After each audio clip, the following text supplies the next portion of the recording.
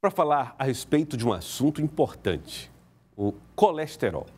Existe um movimento, uma campanha nessa época do ano para conscientizar as pessoas a respeito do colesterol, da importância do controle do colesterol, de se evitar problemas de saúde provocados por este mal. Eu estou recebendo aqui o doutor Antônio Castro, ele que é cardiologista e vai participar com a gente aqui do nosso Jornal do Piauí. Doutor Antônio, boa tarde, seja muito bem-vindo. Boa tarde, obrigado. Bom, primeiro eu quero que a gente entenda um pouco quais são os tipos de colesterol que existem atualmente e quais deles podem ser perigosos, doutor. Certo. O colesterol, ele é uma molécula essencial para o corpo, tá? Ele é produzido no fígado, né? A sua maior parte que é utilizada no corpo é produzido no fígado. Pequena parte vem proveniente da alimentação. Então, existem vários tipos de subtipos de colesterol, mas a gente vai falar aqui principalmente de dois tipos, que é o colesterol mais conhecido como colesterol ruim e o colesterol bom. Tá, então a gente precisa ter um pouco de taxa de colesterol ativa no organismo, é isso? Isso. O colesterol é uma molécula essencial para o organismo. Ele é utilizado, por exemplo, para um bom funcionamento das células, na construção das membranas celulares, na produção de hormônios, de algumas vitaminas, então ele é essencial. Tá? E como a maior parte dele é produzido de forma endógena, pelo fígado. E o restante é pela alimentação. Por isso que o excesso de colesterol na alimentação pode ser prejudicial. Aqui a gente vê na tela, de forma gráfica, dois tipos de colesterol, que é o LDL, que a gente considera o colesterol ruim, tá? E o HDL, esses tipos, que é o colesterol bom. Quando a gente faz o perfil lipídico, que é o lipidograma, que é o exame de sangue para ver a taxa de colesterol, vem tudo especificado, detalhado nesses tipos. Vem outros tipos, mas a gente vai falar mais desses dois, que são os principais. LDL e HDL. E HDL. Tá. E aí, quais são as consequências desse excesso de colesterol no organismo humano? Então, uma pessoa que tem uma dieta desbalanceada, não saudável, que tem um alto nível de consumo de colesterol, de gorduras, em geral, acaba aumentando os níveis de LDL, que é esse colesterol dito ruim. Por quê? O colesterol, ele precisa, para ser utilizado pelas células, ele precisa ser levado até os organismos através de proteínas, né? E o LDL, ele, quando está em excesso no sangue, ele começa a se depositar na parede dos vasos sanguíneos, das artérias de todo o corpo. Principalmente, mais perigoso nas artérias do coração e também do cérebro. Certo. Tá? Então, ele vai obstruindo a passagem sanguínea, é isso? Isso. O excesso desse tipo de colesterol vai depositando aqui, como a gente vê aqui, e formando uma placa de gordura por dentro das artérias e vai obstruindo a passagem do sangue, né? O fluxo sanguíneo fica bastante limitado. E é a principal causa dessa doença que a gente chama de aterosclerose, é o termo técnico para essas obstruções, devido ao colesterol. Ela é a principal causa de infarto do coração e de AVC. Né? Então, mas ela atua sempre nas veias e artérias? É sempre perto do coração? É sempre no coração? Ou ao longo do sistema circulatório todo? É do sistema circulatório todo. Tem uma prevalência, né? Um predomínio de acúmulo nessas artérias do coração e das artérias cerebrais. Mas isso depende muito do perfil do paciente. Tem pessoas que têm predisposição maior a ter acúmulo, por exemplo, nos vasos das pernas, né? Às vezes até as artérias do intestino tem também esse acúmulo que pode obstruir, mas... consequências distintas, obviamente. Isso, consequências distintas. Mas o mais prevalente e mais importante, vamos dizer assim, do ponto de vista de saúde pública é das artérias do coração que leva ao infarto. Vamos falar um pouco sobre qualidade de vida e sobre a maneira como as pessoas, por exemplo, se alimentam para evitar esse colesterol ruim, né? Vamos colocar dessa maneira. Isso. Nós temos aqui uma lista de alimentos saborosíssimos, os refrigerantes, os sanduíches. Esses são vilões nessa discussão? São vilões. O colesterol, o excesso da ingesta de colesterol que vai aumentar os níveis de LDL, colesterol ruim, geralmente vem de alimentos processados, né? E de derivados de gordura animal, né? Tá. O que há de errado com alimentos processados? E o que são exatamente eles? São alimentos que eles recebem um processo, vamos dizer assim, na sua produção, de alterações nas suas moléculas Tipo, por exemplo, você pega, por exemplo, a margarina, por exemplo, né?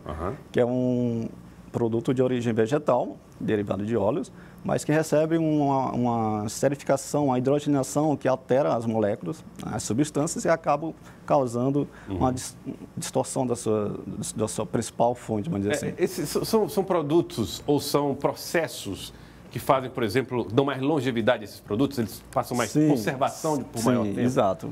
São adicionados vários, né, sais, excesso de sódio, outras substâncias que acabam contribuindo para fazer esses alimentos ficarem não tão saudáveis. Não tão saudáveis. Mas assim, sob o ponto de vista da produção de colesterol, é esse processamento também que leva? Também, não só, mas, por exemplo, se você pega o pão aqui, né? Tem o hambúrguer, tudo isso é um concentrado de uma carne bovina, por exemplo, que é uma carne que tem um pouco mais de nível de colesterol comparado com, por exemplo, carnes brancas, peixe e frango. E esse processamento, adicionado a outras substâncias, acaba tornando prejudicial. Refrigerantes também entram nessa contabilidade? Sim, porque, por exemplo, não tem a questão da gordura, mas tem a questão dos açúcares, né? Qualquer alimento que aumente a sua ingesta calórica total acima do seu nível basal, o corpo vai estocar, vai guardar aquela energia, né? Então, ele guarda através de gordura. Ele vai acumulando. Por isso que as pessoas acabam aumentando de peso, quando tem uma ingesta calórica excessiva, mais do que o basal. E os refrigerantes, por exemplo, entram nessa característica. Nessa equação. Exato. Não tem a gordura, mas vai se transformar em gordura no final. Muito bem. E outra coisa importante, evidentemente, que nós precisamos falar, é os alimentos que ajudam a evitar o colesterol nocivo. E aí tem uma série de alimentos muito, muito interessantes. Bom, primeiro os grãos ali, doutor, que aparecem nas imagens. Sim. Então, os alimentos de origem vegetal, principalmente os grãos, as leguminosas, as verduras, né? Hortaliças, de maneira geral, eles não têm colesterol, tá? Então, eles têm, na verdade, os fitoesteroides, que são similares, mas são de origem vegetal e que são benéficos, são saudáveis. Vou fazer uma pergunta. Por exemplo, a gente sabe que a castanha do caju, por exemplo, ela tem ela tem um óleo, né, que é natural ali. Ele é menos nocivo, por exemplo, do que o que se observa em outros tipos de óleo, é isso? Sim, com certeza. Castanhas do tipo Pará, castanhas podem ser? No geral, grãos e castanhas, mesmo tendo a questão do óleo vegetal, né, o óleo vegetal é mais saudável do que qualquer tipo de gordura ou lipídio de origem animal. Nós estamos vendo também o abacate como que tem também, né, conhecido como um alto valor energético, calórico, mas tem esses óleos vegetais, né, esse perfil de fitoesteroides que são benéficos, sim. Ou seja, ele tem mais caloria, mas não é tão nocivo. Não é tão nocivo.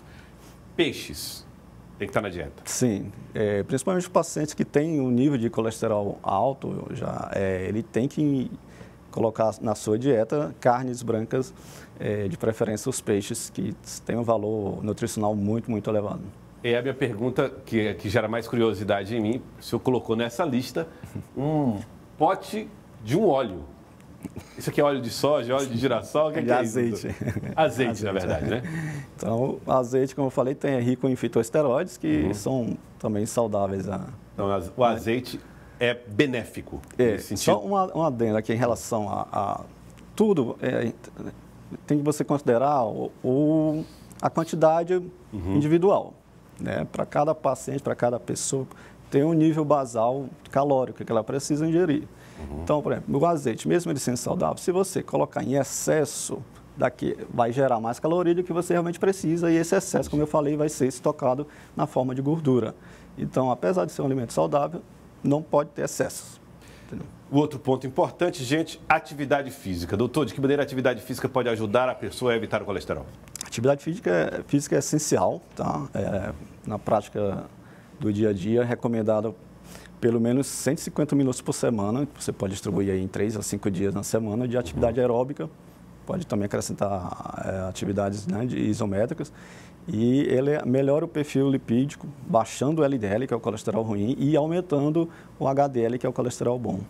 Então, sob orientação ou não, as pessoas precisam fazer atividade física? Precisa, com certeza. E não tem idade, qualquer idade pode começar. Claro, inicialmente, passa por uma avaliação simples, né, cardiológica, para ser liberado, para descobrir se não tem, né? Mas deve sim fazer parte do dia a dia. Interessante você chamar a atenção, é importante ter essa avaliação médica, mas quando eu falo em não ter acompanhamento, não precisa estar numa academia. Não necessariamente. Em Pode ser ao ar livre, corrida, bicicleta, caminhada, natação, não necessariamente academia. Outro ponto, medicação. Quando é que a medicação é importante para o colesterol, o combate ao colesterol? Perfeito. Para a população geral, um dado que a gente não falou, mas na população adulta brasileira, de 10 e 4 vão ter níveis de colesterol alto. Tá? Então, é muito importante essa discussão, né? Alertar a população sobre isso. Às vezes a pessoa não sabe, porque é uma doença silenciosa. Tá? Os níveis de colesterol não vão dar sintomas, mesmo eles altos. Exceto alguns casos muito, muito altos que eles podem dar sintomas, mas é uma doença silenciosa. Então, requer sim a prevenção. Se fosse escolher uma medida, a prevenção é a principal.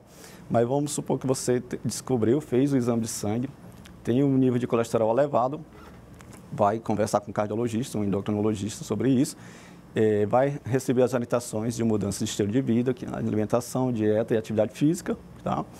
E caso esses não sejam suficientes, aí a gente entra com a medicação. Tá? Sob orientação médica somente. Sob orientação médica apenas. Estatina é a substância ativa, É a principal classe. Temos outras classes de medicações que combatem o colesterol, tá? Mas a mais conhecida e mais utilizada são as estatinas, tá? Que tem vários tipos delas também. Entre as mais fracas, as mais potentes. As mais potentes chegam a reduzir em mais de 50% os níveis de colesterol. Doutor Antônio, eu quero agradecer ao senhor pela presença aqui no Jornal do Piauí, por nos ajudar a entender mais a respeito do colesterol e de como combatê-lo. Uma ótima tarde para o senhor. Eu que agradeço. Obrigado, boa tarde. Muito obrigado, doutor Antônio.